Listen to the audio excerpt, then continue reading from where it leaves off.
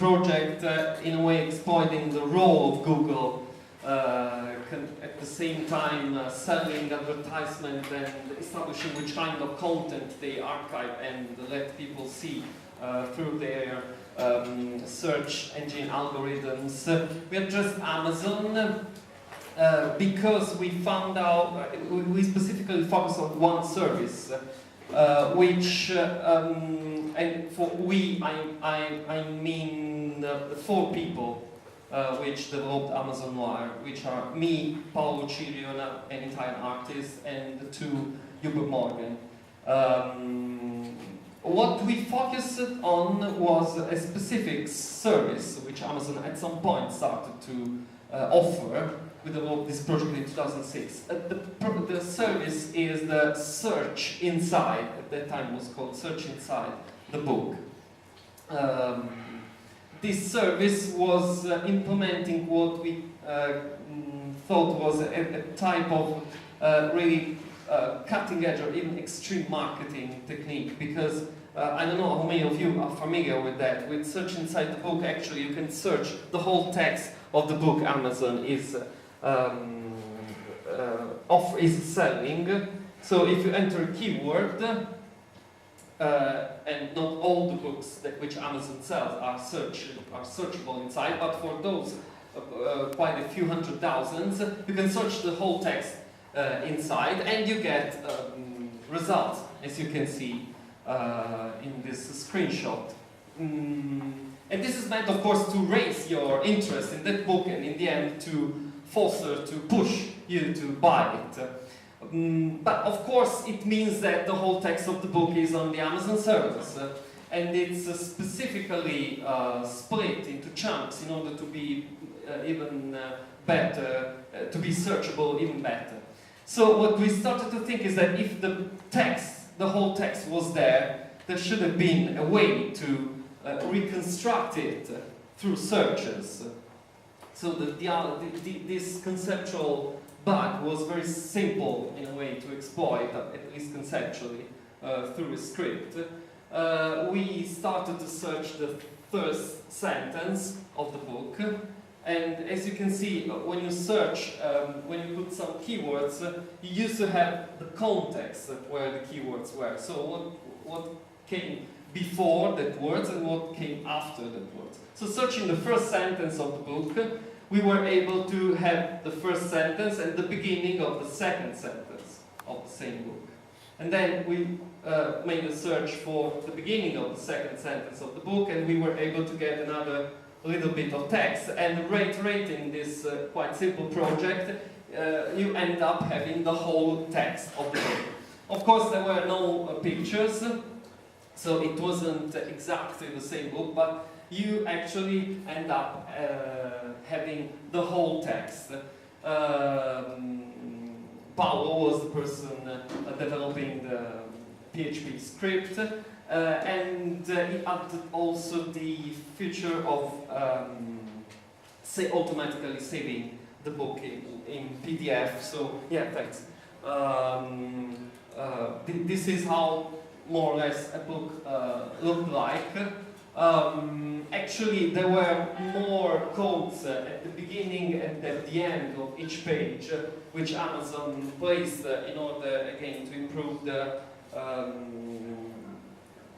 to improve the search. Actually, we started to. It took quite a while because, as you can imagine, you have to deal. You're not making it through a web interface, but through a script which make queries straight to the Amazon server, and of course, in order not to be cached, you also have you can't just make queries all the time. And to get a whole book, we needed between 2,000 and 3,000 queries. I mean, an average book, which took quite a few hours. Actually, again, 2 to 3 hours totally. But we couldn't just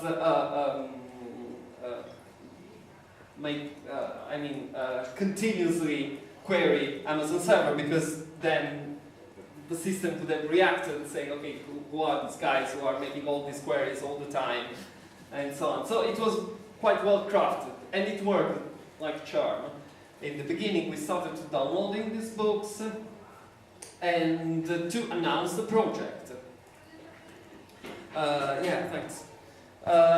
This is an Amazon warehouse. No, if you can go back over a couple of slides. Yeah.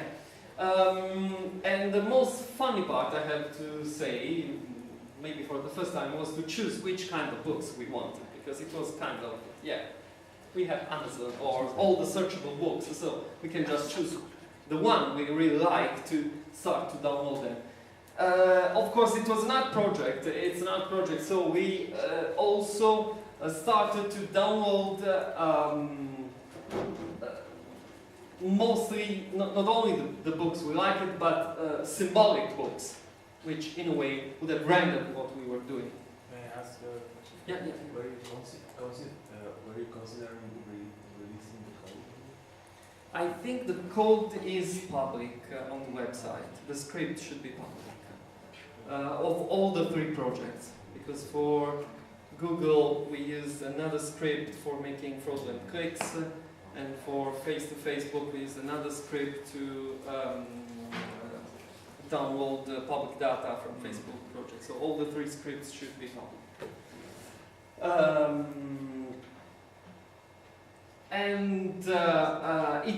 Again, it worked quite well. And what we did next, well, there's an accident in between, which is that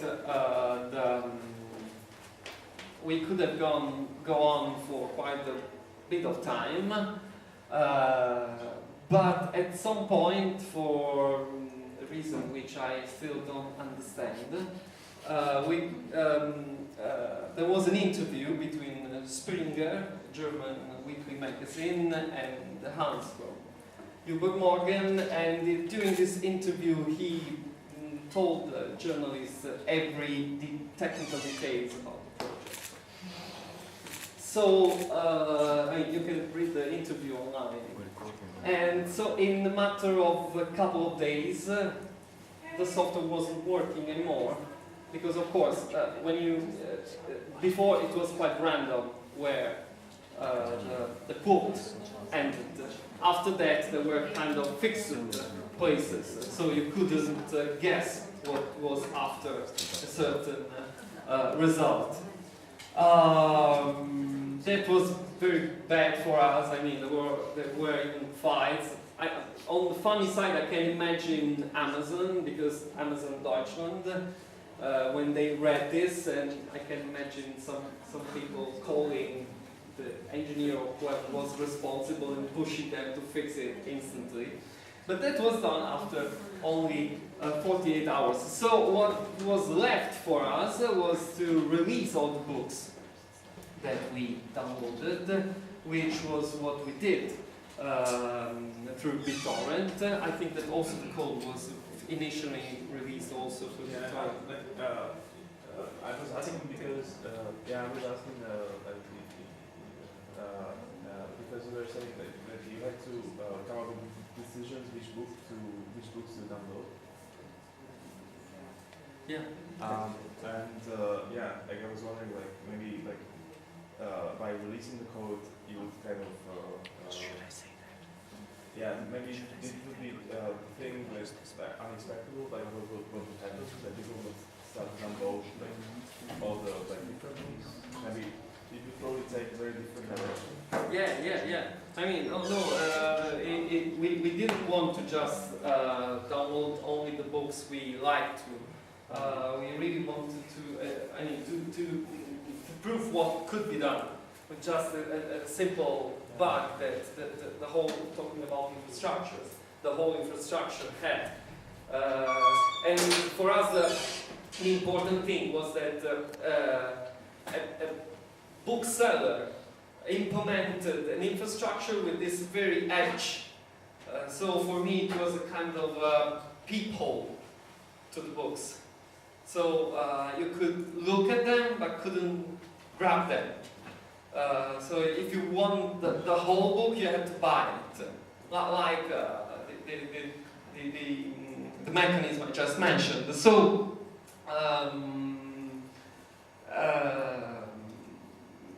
for us, first, it was to prove that it could have been done and to reach a quite substantial amount of books and then started to share them with the rest. There was another aspect which could have been done, which we did next. Because when we had to stop downloading them, we had the opportunity to make an installation for this project. And what we did then was to, this is just a picture. This is the diagram of how it works, and this is the installation. Actually, this is the one we made in Berlin. We made an installation similar to the previous one for Google with a couple of projections of the logo of the project with the diagram which explained how the script worked, and a human incubator with a specific book inside. We choose a specific book which is called, which we downloaded from Amazon, which is called Steal This Book. And it's, I was very familiar with it. It's a classic from 70s counterculture, US counterculture. It's written by Abby Hoffman. And it's a book about how to survive in New York City with absolutely no money. So how to sleep for free, where to sleep for free, where to get food for free, where to play for free, where to get any kind of stuff without having any money. And it's very detailed and very giving a lot of hints and context. And in a way, it also draws a picture of what could be done at that moment. But going back to this specific book, it was very interesting that Abby Hoffman made a contract with the publisher saying it that he was allowed to print the book. He should have had absolutely no problem that Hoffman itself would have invited people to go to bookstores and steal the book. So the title wasn't a joke, but really an invitation to steal the book from the bookstore. The publisher was okay, because of course you can imagine it became quite a news about it. And we chose it because for us it was really perfectly embodied the spirit of the project. But if you take an object like this from the 70s and you put it in the middle 2000s, the consequences are not clearly predictable, are not obvious. So, this is a bit closer. Of course, the incubator, like in Common Sense, and these are old incubators not really working anymore. You can put your hand inside and flip the book and read what you want from it. What happened that for every, maybe in a minute, that in every installation we did, in quite a few art festivals and exhibitions, at the opening, there was always somebody who took it literally, who sold the book whose title was Steal This Book, and who tried to bring it home, so to steal it. What happened? And usually we were running after them saying, hey, listen, it's not literal, you should put it back, because it's part of an installation. But, and we can see the next slide, at Shift Festival in Basel, actually, I was there alone, I was distracted, I instructed the person, but she had to look after quite a few installations, the book was stolen. And nobody was bringing it back. What we did then was to place this paper aside to the installation, saying why the book was not there. And of course we told the local press, we issued immediately a press release for the local press, explaining what happened and asking whoever would have stolen the book to bring it back, because it wasn't a common book, but it was a piece of art and so on. You can guess what happened, that the news was on almost every local newspaper, but nobody brought the book back. Okay, the concept was also 5 minutes. If you go a little back, so I can say another thing about, no, the next one. Thank you. The installation, why the installation was made like this? There was a warning here saying that the book inside the incubator was a premature and illegal son, in a way. That's why it was in the incubator. Was premature and illegal son of the relationship between Amazon and copyright. Was premature because it was a kind of strange beast, and I'm going back to this in a minute, and was illegal, because it was copyrighted. Believe it or not, that book is now totally copyrighted. The wife of Hoffman copyrighted it. We heard that she was quite pissed from this specific thing. And generally speaking, this was for us probably the statement, the next statement that we wanted to make.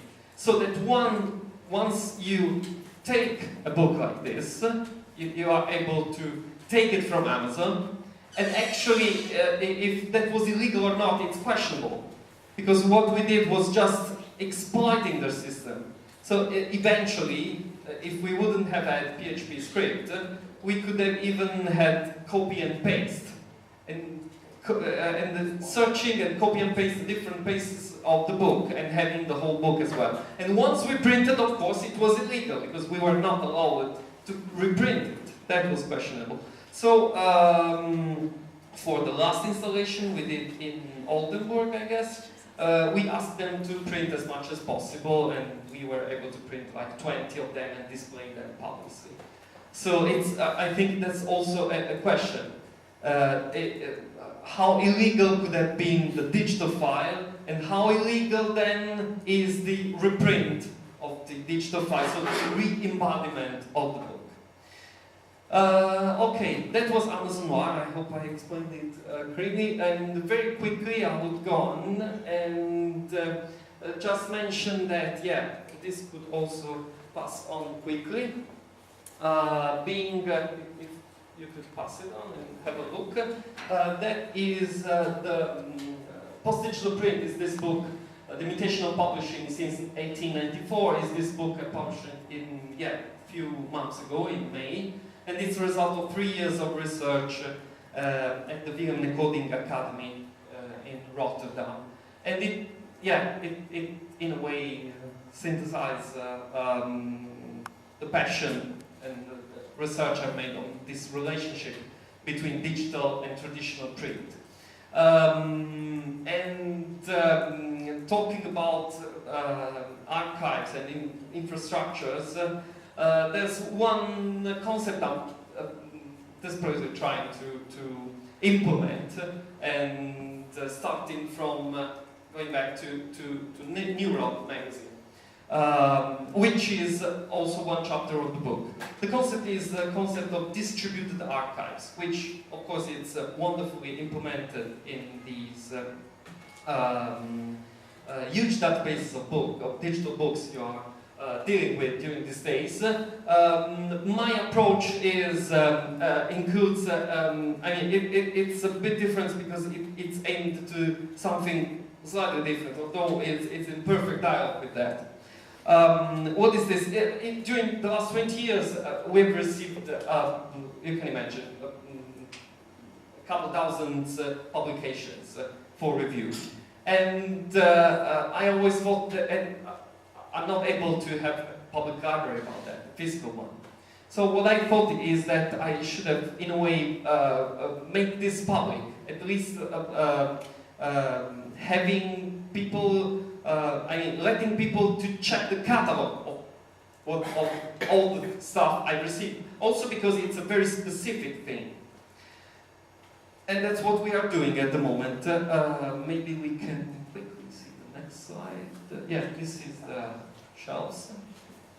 Quite similar to many others. This was the first test of what we call the Neural Archive. There's not a lot. It's the cover and a few bibliographical details and the index. The index, for example, I know it's a bit controversial if you can freely include it or if it's considered as copyrighted content, but I'm included anyway. this was the first text interface, but now, yes, next one is just a screenshot of the current interface of it. It's just a catalog, but I was talking with Marta about, I mean, when we will be finished, there will be 2,000, more or less 2,000 publications in it, magazines, books, catalogs. And of course it's a very small figure, and of course for some of them there would be linked to the PDF files, but for the majority of them not, because they are, probably there are not even the files. But I was thinking in this direction, and I'm finishing with that, my approach is to have a catalog, a digital representation of a physical archive. And it's quite important that there's this one-to-one relationship. So it's not, everything is here, it's also physically preserved somewhere. And I was thinking about this as how many physical, small, specialized archives there are, and the fact that there's no representation of them online. And the fact that instead, especially for independent scene, this could be really important, to have this private or small institution collection, indexed, cataloged, and especially shared. Shared in what sense? That this is my attempt now. Not only to finish this, but to have the same thing done by other small collections or small institutions, and then to have search engines that would share the catalogs. The goal is then to have shared vertical search engines for specific cultural scenes that would not represent only files, but that would represent physical libraries, so one-to-one. And of course, regardless of any type of language barrier, whatever. And the very last thing that I want to mention about this thing, I call them distributed archives, because the thing is not that the main concept is that everybody publishing the catalog of what they have would take public responsibility about that. So would say, okay, I have this collection, this is the catalog, and I'm taking care of it. I'm talking, of course, about the digital, the physical one. And this would mean that if it would become, in a way, a public library, because it would be public, that this stuff is available, and if any of the actors in this system one day would give up for any reason, would say, okay, I'm not interested anymore in this, somebody else would take over eventually this specific collection. Thank you. Thank